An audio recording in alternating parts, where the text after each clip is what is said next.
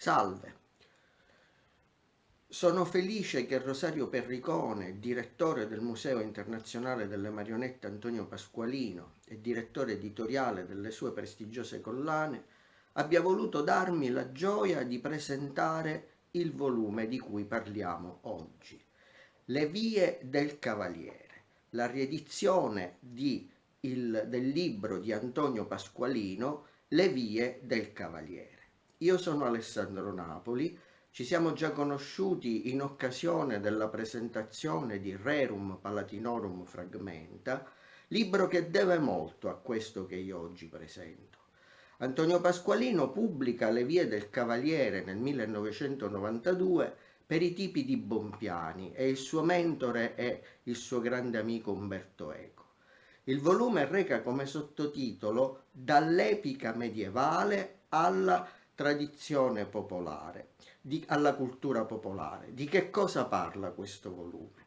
In questo volume sono raccolti tutti i risultati delle ricerche che Antonio Pasqualino ha dedicato a uno dei suoi temi preferiti, quello delle trasformazioni di significato e anche di linea narrativa che il racconto cavalleresco subisce a partire dalle origini, dalle chansons de geste, fino ad arrivare alle sue attualizzazioni nella tradizione popolare siciliana, e cioè al Cuntu e all'Opera dei Pupi. Antonio Pasqualino aggredisce la sua materia con l'armamentario degli studi di narratologia di ispirazione formalista e strutturalista e in questo discorso che fa nel suo libro divide la materia in tre grosse sezioni. La prima sezione intitolata Strutture narrative e strutture sociali. La seconda sezione intitolata Sentimenti e occasioni. La terza sezione intitolata Forme e trasmissione. Nella prima sezione egli segue in una maniera molto sistematica quelle che sono le vie della vita di ogni cavaliere all'interno dell'epica cavalleresca.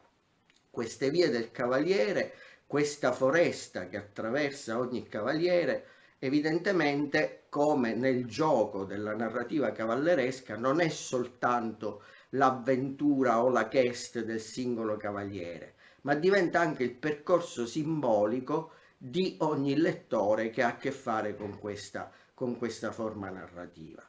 Pasqualino identifica nella via del cavaliere, che potrebbe anche essere la vita del cavaliere, quattro snodi fondamentali, che sono la nascita dell'eroe e le prove che l'eroe affronta, le prove dell'iniziazione, le prove del viaggio, le prove dell'amore che può degenerare in pazzia.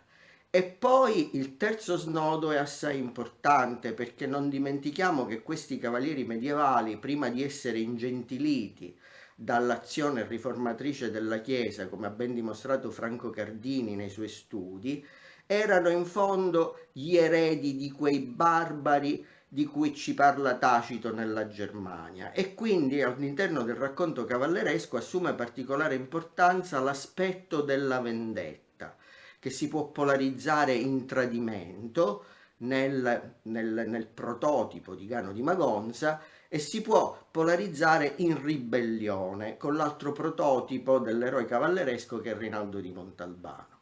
E infine l'ultima parte è dedicata alla morte dell'eroe. Qui Pasqualino applica due categorie di Lottmann molto utili per la letteratura cavalleresca, che sono quella di eroi della gloria, Orlando è un eroe della gloria, e di eroi dell'onore, mentre invece Rinaldo è un eroe dell'onore.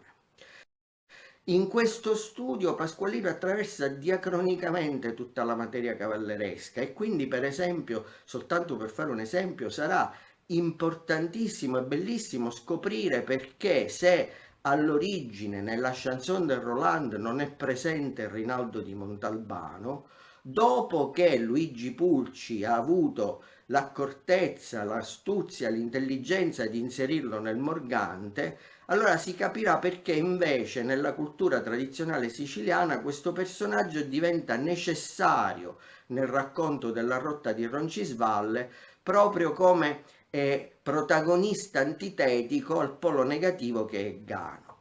E si vede un ribaltamento totale di quella che era l'epica delle origini, perché nelle chanson de geste originarie sia Gano che Rinaldo appartenevano alla stessa gesta, alla stessa famiglia di baroni ribelli. E invece attraversando tutto questo lungo percorso cronologico diventano in Sicilia due personaggi antitetici. La seconda parte del libro, Sentimenti e occasioni, raccoglie saggi di taglio più monografico precedentemente scritti da Pasqualino anche con la collaborazione della moglie Janne Wiebeck. Si parla di verità e menzogna nel repertorio cavalleresco, si parla di amicizia, si parla del ruolo della donna, si parla di magia. Questi ultimi due saggi sono particolarmente gustosi. La terza parte, forma e trasmissione, affronta il materiale di indagine preferito da Pasqualino, la tradizione dell'opera dei pupi e il conto. Non solo c'è quella splendida analisi dello spettacolo dei pupi che è la segmentazione attraverso il modello semiotico di analisi dello spettacolo teatrale, ma c'è anche tutto il lavoro di ricerca che documenta il processo dialettico tra tradizione e innovazione che ha portato l'opera dei pupi ad affrontare le grandi crisi e che ha portato l'opera dei pupi, anche grazie al lavoro di Antonio Pasqualino e del Museo delle Marionette, a poter essere rappresentata anche oggi da compagnie di tradizione e anche da nuove compagnie. Pregi non indifferenti del libro sono i seguenti. La grande compulsazione, la compulsazione di materiali infiniti. Tenete presente che Pasqualino ha elaborato questo libro quando non era così facile attraverso le banche date informatiche che ci sono oggi reperire i materiali della tradizione cavalleresca.